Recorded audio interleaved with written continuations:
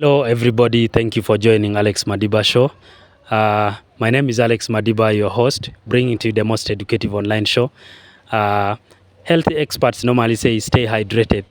And when we say stay hydrated, we mean take Alexa drinking water located in Ongatarongai, and you'll be well, cool down, and feel better. Stay hydrated as always. Thank you so much for joining this show. Many people have been texting me and calling me asking about the water purification business. Now, the water purification business, I want to give details on how to start. There are usually two options.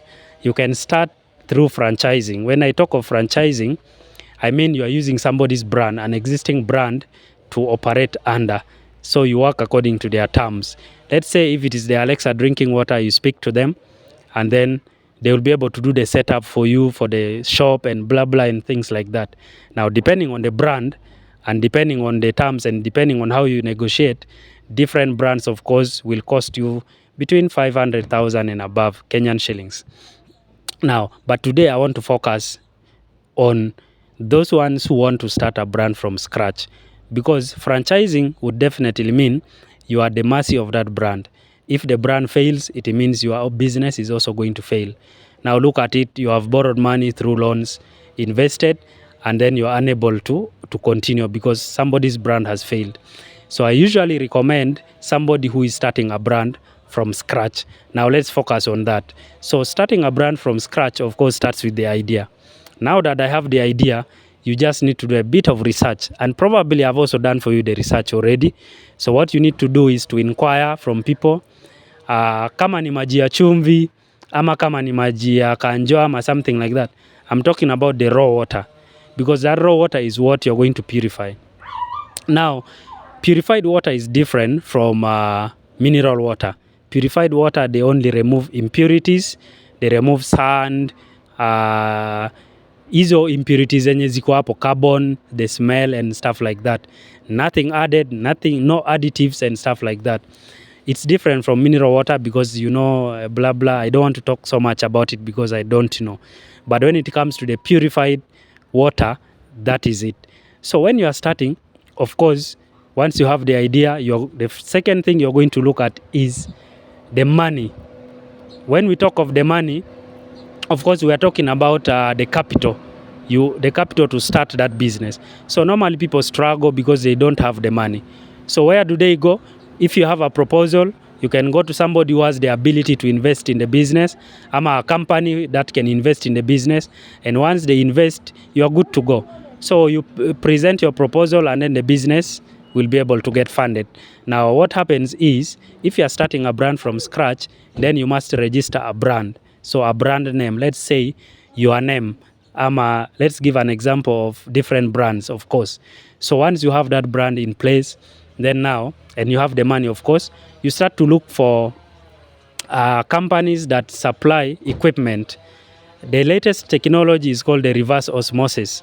That's the latest technology for purifying water.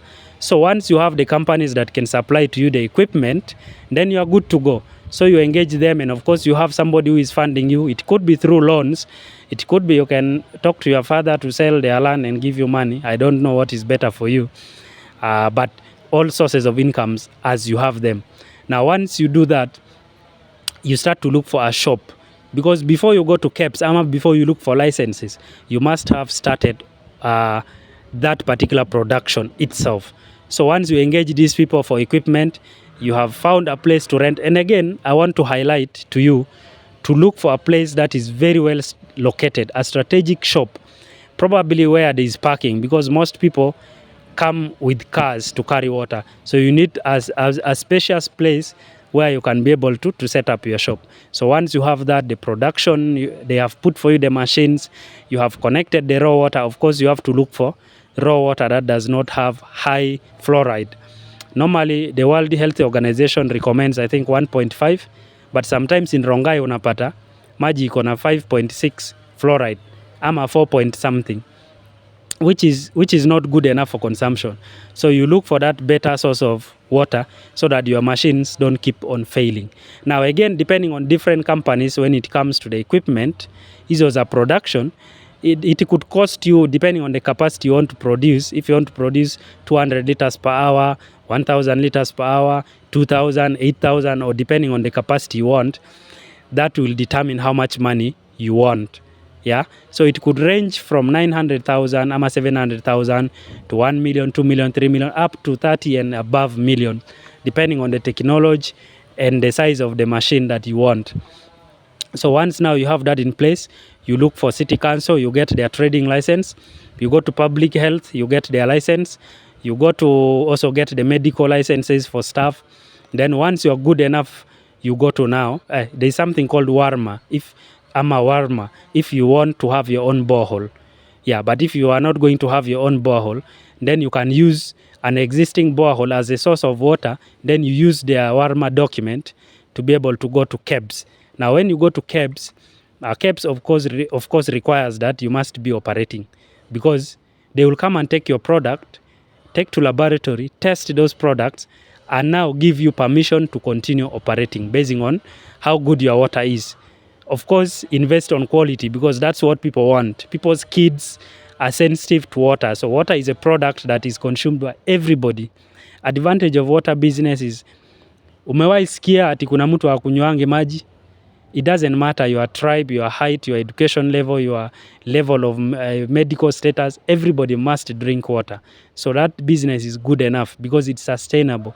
Hakuna time utafika kwa hii dunia usikie ati ufai kukunywa maji. In fact, you can die because you are not taking water. So actually, when you are sick, the more even they tell you to take more water. So it's a very good business. So once you have KEBS now, they have approved, wame visit the place, wameangalia uko na insecticide, the place is good, there are tiles in place, it's clean, the product is good, now they give you the license. Once they give you the license, you go to KRA. So KRA, of course, hiyo ni mambo ya taxes, excise duty if you want to do bottling, ama if you want to do refilling, ama blah blah, things like that. So once they give you, normally their excise license expires, I think in so many years. Kuna ingine ilichukuliwa 2020 na ina expire 2099. Hiyo ni time hata wewe hautakuwa, watoto hawatakuwa, my neighbors. So you see, it's a one-off thing. So normally needs you to have a budget for those licenses. Public health license now I think costs about 15,500. And then trading license about 20,000. I don't know. I'm not giving definite nini. When it comes to KEBS, it used to cost about 32,000. Now it's about 80,000, I think. And you need to pay for 2 years for you to be able to operate. When you go to KRA, I think it used to be 50,000. And then this and that, yeah. So once you're done with that, the business is good to go. KRA, you have their license, you're able to do bottling, and then now you come to now the operational standards that you have set. So probably you need a marketing team, because it's a new brand. I'm talking about a new brand. So you need a marketing team. You recruit people who are so vibrant enough, young, energetic people. These people can go from house to house marketing that product, talking to strangers about the product. So unaweza pata watu wako hostile, but there are people who are also approachable. Talk to them, give them samples, let them test the water. If your product is good, I'm telling you, you don't have to do too much. So once you have that sales team in place, now you have a sales system to track your sales. So when you have that, you're able to tell if you're making profits, losses, blah blah, and things like that, you know. So once you have also that in place, then sometimes you need a source of delivery. There are clients who may not come to you. Water shops in Rongai are so many nowadays that people sometimes don't need to come to your shop. So you need to find a way of how your product will reach those homes. Sometimes you need a motorcycle, sometimes you need a pickup to do deliveries. Depending on your budget and depending on your dreams, that is the best thing to do. So you secure these things, and then operation, I think you're good enough to go.